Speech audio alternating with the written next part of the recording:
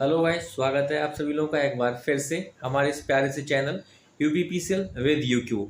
सो guys, जैसा कि हम लोगों ने बात की थी कि हम लोग अपनी अब तैयारी को कंटिन्यू रखेंगे। जो बच्चे भी सीरियस हैं वो अपनी सीरियसली एक सीरियसनेस दिखाते हुए अपनी तैयारी को कंटिन्यू रखेंगे और अपने एग्जाम के लिए खुद को तैयार करते रहिए। सो हमने अपनी उसी अकाउंट की सीरीज हमारी जो चल रही थी उसको कंटिन्यू बढ़ाने के लिए आज जैसे पिछली की क्लास में हम लोगों ने अकाउंटिंग प्रिंसिपल की कॉन्सेप्ट को कंप्लीट किया है। उम्मीद है, मैं अजूम करता हूँ सारे बच्चों ने उस क्लास को किया हुआ है। तो उसी पर बेस्ड आज मैं कुछ एमसीक्यू क्वेश्चन लेकर आया हूँ। तो आज चेक करते हैं, देखते हैं कि आप लोगों को अकाउंटिंग प्रिंसिपल्स की कितनी नॉलेज है।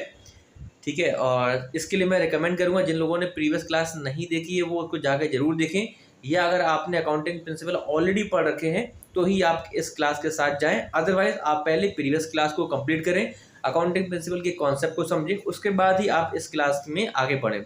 आज हम सिर्फ एमसीक्यू क्वेश्चन करेंगे, मैं कोई कॉन्सेप्ट नहीं बताऊंगा। ठीक है, चलिए तो कॉन्सेप्ट की ओर बढ़ते हैं। तो गाइस, हमारी क्लास अननेसेसरी रूप से बहुत ज़्यादा लंबी ना हो, इसके लिए मैं क्या करूँगा, मैं सिर्फ आप लोगों को स्क्रीन पर क्वेश्चन दिखाऊंगा और जल्दी से उसका आंसर्स भी बताता चलूँगा। आप लोगों को क्या करना है, जैसे मैं क्वेश्चन स्क्रीन पर दिखाऊँ आपको वीडियो को पॉज करके एक बार खुद से उसका आंसर करने की कोशिश करनी है।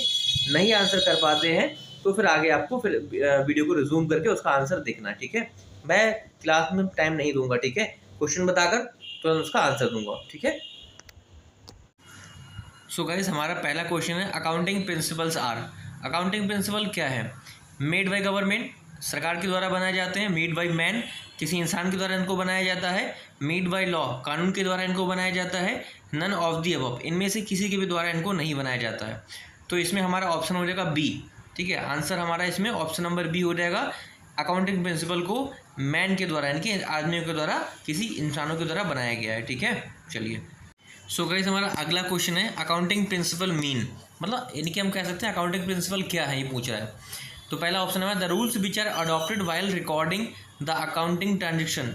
अकाउंटिंग प्रिंसिपल क्या है? ऐसे रूल्स हैं जिनको अडॉप्ट किया जाता है अकाउंटिंग ट्रांजेक्शन्स को बुक्स में रिकॉर्ड करते समय।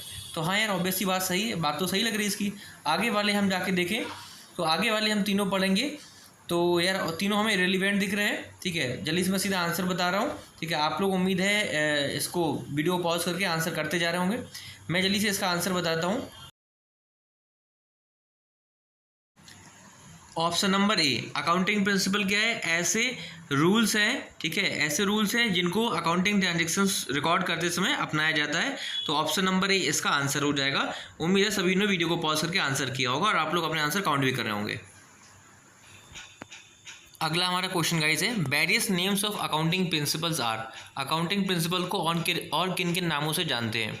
तो कन्वेंशन, हाँ कन्वेंशन अकाउंटिंग प्रिंसिपल को हम कहते हैं। ठीक है, ये ऑप्शन नंबर बी कॉन्सेप्ट, हाँ अकाउंटिंग प्रिंसिपल को हम कॉन्सेप्ट भी कहते हैं। तीसरा है अजम्पशन, हाँ इनको अजम्पशन नाम से भी जाना जाता है। तो इस तरह से हम समझ कर कह सकते हैं कि अकाउंटिंग प्रिंसिपल को इन तीनों ही नामों से जाना जाता है। तो इस तरह से हमारा आंसर हो जाएगा ऑप्शन नंबर डी। ठीक है, आई होप क्लियर है। सो गाइस, चौथा क्वेश्चन हमारा है according to business entity concept. ये बिजनेस एंटिटी कॉन्सेप्ट से जुड़ा हुआ है। उम्मीद है सब लोग इसको वीडियो को पॉज करके आंसर करेंगे। तो बिजनेस एंटिटी कॉन्सेप्ट के अकॉर्डिंग पहला ऑप्शन कह रहा है business is treated as separate unit from its owner. हाँ ठीक है, कह रहा है बिजनेस को उसके ओनर से एक सेपरेट यूनिट हम मानते हैं, एंटिटी मानते हैं। कुल मिला के इसका अर्थ ये होता है कि बिजनेस और बिजनेसमैन दोनों को अलग अलग माना जाता है। ये माना जाता है कि बिजनेस और बिजनेसमैन दोनों अलग अलग जो है एंटिटी है, और बिजनेसमैन का फर्म में जो भी पैसा लगा उसके लिए उसको लाभ दिया जाएगा, प्रॉफिट दिया जाएगा। ठीक है, तो ऑप्शन नंबर ए इसका सही दिख रहा है।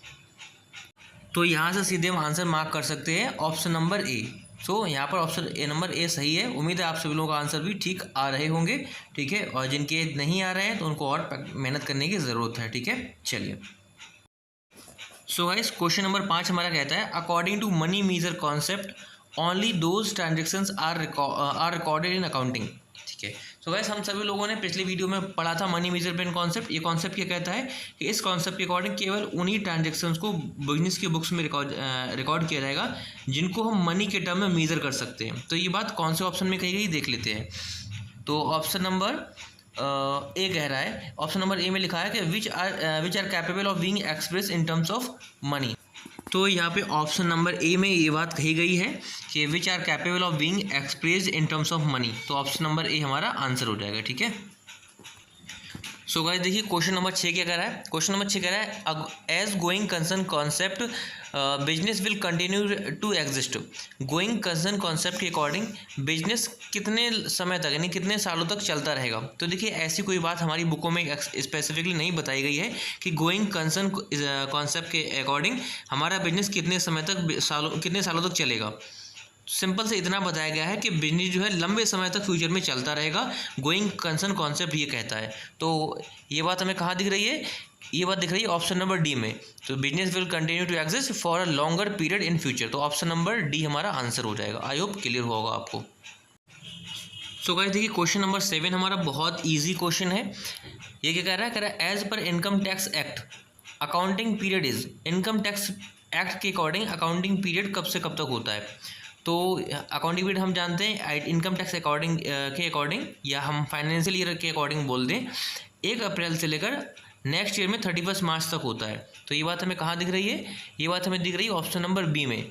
इनकम टैक्स के अकॉर्डिंग अकाउंटिंग पीरियड हमारा हो जाएगा ऑप्शन नंबर बी में जो दिया गया है फ्रॉम 1 अप्रैल टू 31 मार्च। तो ऑप्शन नंबर बी हमारा आंसर हो जाएगा। सो गाइस देखिए क्वेश्चन नंबर 8 में थोड़ी सी मिस्टेक हुई है। क्वेश्चन नंबर 8 क्या कह रहा है as per cost concept assets are recorded in the books. यहाँ पे क्वेश्चन में एंड एज जहाँ पे लिखा है वहाँ पे आप लिख लीजिए assets are recorded in the books. तो कॉस्ट कॉन्सेप्ट के अकॉर्डिंग एसेट्स को बुक्स में रिकॉर्ड किया जाता है किस वैल्यू पर। हम सब जानते हैं कॉस्ट कॉन्सेप्ट के अकॉर्डिंग एसेट्स को बुकों में कॉस्ट पर रिकॉर्ड किया जाता है। ठीक है, कौन सी कॉस्ट पर, जिस कॉस्ट पर हमने उन्हें खरीदा था। तो यहाँ पे ऑप्शन हमें किस में दिख रहा है, ऑप्शन नंबर सी में दिख रहा है at the price at which it was acquired. उस प्राइस पर रिकॉर्ड करेंगे जिस प्राइस पर हमने उसको खरीदा था, मतलब ओरिजिनल कॉस्ट पर रिकॉर्ड करेंगे। ये कॉस्ट कॉन्सेप्ट हमारा कहता है। तो इसके अकॉर्डिंग क्वेश्चन नंबर 8 का आंसर हो जाएगा option number c. I hope clear हुआ होगा आप लोगों को। क्वेश्चन नंबर 9 हमारा कह रहा है as per dual aspect concept. Dual aspect concept के अकॉर्डिंग 4 ऑप्शन हमें दिए उसने। तो सबसे पहले हमें पता होना चाहिए कि डुअल एस्पेक्ट कॉन्सेप्ट क्या कहता है। हमने प्रीवियस लेक्चर में पढ़ा है कि डुअल एस्पेक्ट कॉन्सेप्ट के अकॉर्डिंग ये कॉन्सेप्ट कहता है कि बिजनेस में होने वाले हर ट्रांजेक्शन की 2 जगह एंट्री की जाती है, एक जगह डेबिट में, एक जगह क्रेडिट में। ठीक है, तो जैसे फॉर एग्जांपल लें, अगर बिजनेसमैन ने बिजनेस में कैपिटल लगाई तो इसकी एंट्री बिजनेस में 2 जगह यहाँ पर होगी। एक तो लायबिलिटी साइड पर आ जाएगा कैपिटल। अब कैपिटल जो उसने लगाई है तो भाई उतना रुपया तो हमारे पास आया है, तो रुपया यानी कि कैश कहाँ चला जाएगा, एसेट साइड पर। तो इस तरह से हम देख सकते हैं कि हर एक ट्रांजेक्शन बिजनेस पर 2 इफेक्ट डालता है, एक डेबिट पर एक क्रेडिट पर। ठीक है, या लायबिलिटी पर और एसेट्स पर, दोनों साइड पर बराबर हमारा इफेक्ट पड़ेगा। तो डुअल एस्पेक्ट कॉन्सेप्ट के अकॉर्डिंग हम ये कह सकते हैं कि assets are always equal to liabilities plus capital. ठीक है, तो ये बात हमें कहाँ दिख रही है, ये बात हमें दिख रही है ऑप्शन नंबर सी में। Assets is equal to liabilities plus capital. Actual में कैपिटल भी एक तरह की लायबिलिटीज होती है, बट अकाउंटिंग इक्वेशन एक हमारा जो चैप्टर है जहाँ से क्वेश्चन उठाया गया है, उस चैप्टर में हम लोग जो है कैपिटल को लायबिलिटीज से अलग दिखाते हैं। अलग क्यों दिखाते हैं, क्योंकि लायबिलिटी 2 तरह की होती है। मैं ज़्यादा डीप में नहीं जाऊंगा। लायबिलिटी 2 तरह की होती है, इंटरनल और एक्सटर्नल। लायबिलिटीज़ में वो लोग इंटरनल लायबिलिटी को एक्सटर्नल लायबिलिटी को कंसीडर कर लेते हैं, और इसीलिए कैपिटल यानी कि इंटरनल लायबिलिटी को वो अलग से दिखाते हैं।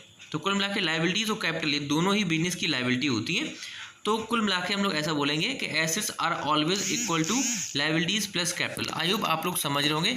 इसको मैं बहुत ज़्यादा समझाने के लिए नहीं जाऊँगा। ये सारी बातें हम लोगों ने बहुत पहले बेसिक्स ऑफ अकाउंटिंग जब पढ़े तो हमने डिस्कस की थी वहाँ पर। सो अगर आप प्रीवियस सारी क्लासेस करते आ रहे हैं तो बात मैंने जो भी बताई थी asset is equal to liabilities plus capital, आपको ये बातें समझ में आई होंगी। अगर आपने पिछला नहीं पढ़ा है और आपको ये बात नहीं समझ में आई है तो आप इस क्वेश्चन को स्किप कर सकते हैं। वैसे हालांकि मैंने थोड़ा बहुत बताने की कोशिश की है, इसमें मैं फिर से बहुत ज़्यादा डीप में नहीं जाऊँगा। ठीक है, चलिए। सो गाइस देखिए क्वेश्चन नंबर 10 हमारा क्या कह रहा है एज पर revenue recognition concept. Revenue recognition concept के according revenue is deem to be realize. हम किसी भी आय को यानी कि रेवेन्यू को रियलाइज़ कब मान लेते हैं। रियलाइज़ मानने मतलब हम कब ये अज्यूम कर लेते हैं कि ये इनकम हमने जनरेट कर ली है। तो ऐसा कब मानते हैं, फॉर सपोज करो ऑर्डर हमारा कोई रिसीव हुआ और हमने अपना माल जो है वो सामने वाली पार्टी को पहुंचा दिया। पूरा माल जैसे ही हमारा पहुंच गया, कुल मिला के हम कह सकते हैं कि जैसे ही हमारे जो गुड्स है उसका जो राइट है वो ट्रांसफ़र होता है अदर पर्सन को, वैसे ही हम अज्यूम कर लेते हैं कि हमारा ये माल बिक गया और हमारी इनकम हमने इतने रुपए की जनरेट कर ली है।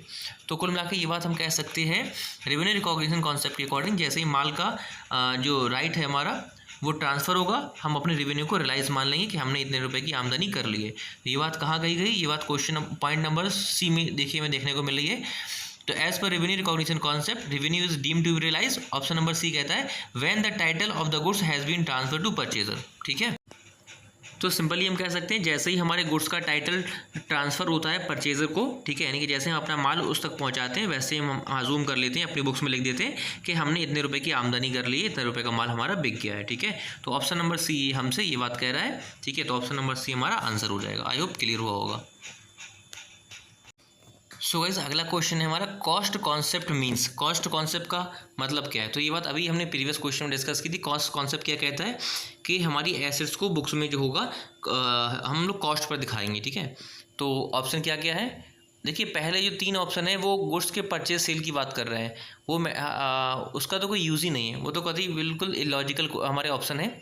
सीधा सीधा हमें दिख रहा है, हम जानते हैं कॉस्ट कॉन्सेप्ट जो है वो एसेट्स से रिलेटेड है और एसेट्स को कॉस्ट पर दिखाने की बात करता है। तो ये ऑप्शन नंबर 4 डी जो है वो हमसे ये बात कह रहा है कि recording of assets in the books at cost price. हाँ, तो यही तो हमसे कहता है कॉस्ट कॉन्सेप्ट कि हम अपनी बुक्स को जो है एसेट्स को जो है रिकॉर्ड करेंगे कॉस्ट प्राइस पर अपनी बुकों में। ठीक है, तो ऑप्शन नंबर डी इसका आंसर हो जाएगा। आई होप क्लियर हुआ होगा। अगला क्वेश्चन है हमारा according to objectivity concept. Objectivity concept के अकॉर्डिंग, तो ऑब्जेक्टिविटी कॉन्सेप्ट क्या होता है गाइस? ये बिजनेस के ऑब्जेक्टिव से जुड़ा हुआ होता है। और किसी बिजनेस के ऑब्जेक्टिव क्या होते हैं?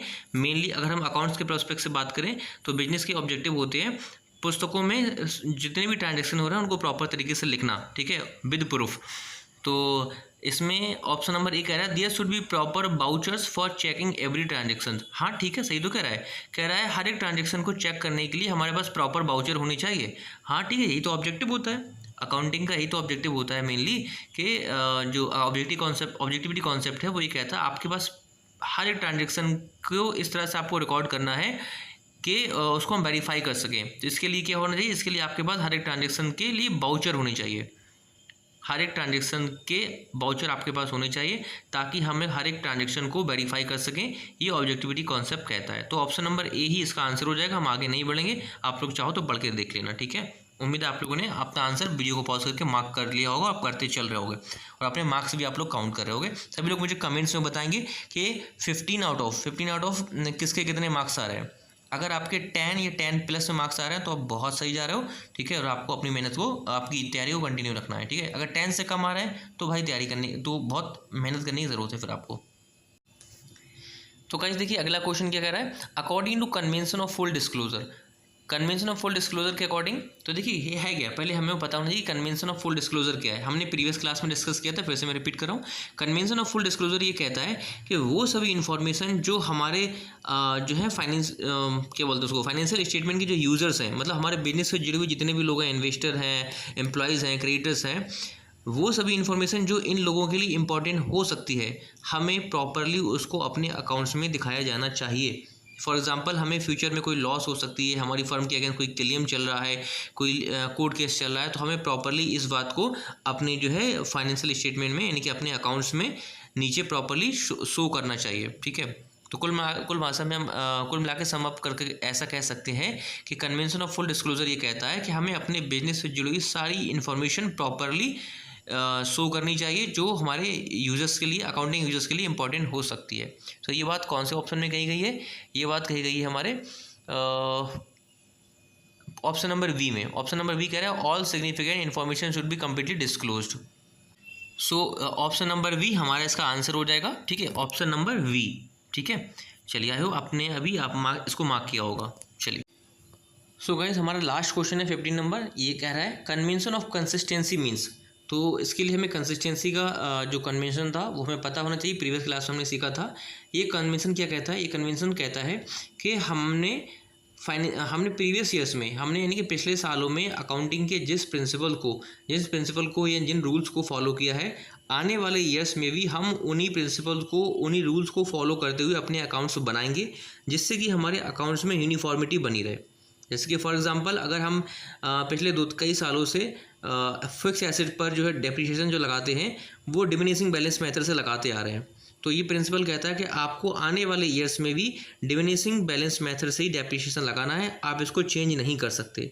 हाँ, हालांकि कुछ कंडीशनें होती हैं जिसमें हम चेंज कर सकते हैं, बट मेनली ये प्रिंसिपल कन्वेंशन कहता है कि हम अपनी अकाउंटिंग प्रिंसिपल जो अपना रहे हैं, जो रूल्स अपना रहे हैं, उनको हम ईजिली चेंज नहीं कर सकते हैं। आप जो पीछे से आप फॉलो करते आ रहे हो, आप उन्हीं रूल्स को, उन्हीं प्रिंसिपल को फॉलो करते हुए भी आगे आने वाले ईयर्स में अकाउंट्स बनाइए। तो ये बात कौन से ऑप्शन में कही गई है? ऑप्शन नंबर सी इस बात को कह रहा है कि accounting principles and method should remain consistent from one year to another.